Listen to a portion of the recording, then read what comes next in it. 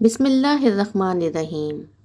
افطار کے وقت کی یہ دعائیں آپ کی ساری پریشانیوں کو ختم کرنے کے لیے کافی ہیں۔ اگر اپنی قسمت بدلنی ہے تو افطار کے وقت ان دعاؤں کو لازمی پڑھنا ہے۔ اگر رزق کی پریشانی ہے، بہت زیادہ تنگی ہے اور کوئی صورت نہیں نکلتی تو آپ نے ان دعاؤں کو ماہ رمضان میں افطار کے وقت پورے یقین سے پڑھنا ہے۔ روزہ کھولنے سے تھوڑی دیر پہلے آپ نے ان 4 کلمات کو 11 مرتبہ پڑھ لینا ہے۔ رمضان کا یہ قیمتی مہینہ ہمارے لیے بہت ہی خاص ہے۔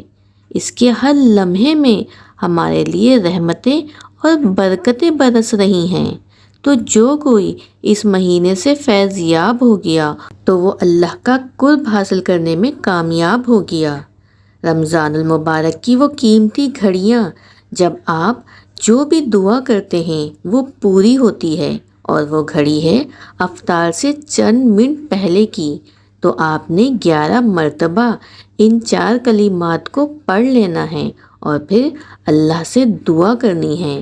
تو یہ 4 کلمات آپ کا مقدر چمکانے کے لیے کافی ہیں، اور وہ کلمات یہ ہیں: یا حیّ یا قیوم برحمتک استغیث، بسم اللہ الذی لا یضر مع اسمہ شیء فی الارض، صلی اللہ علیہ وسلم، رب اغفر لی ذنوبی انہ لا یغفر الذنوب غیرک۔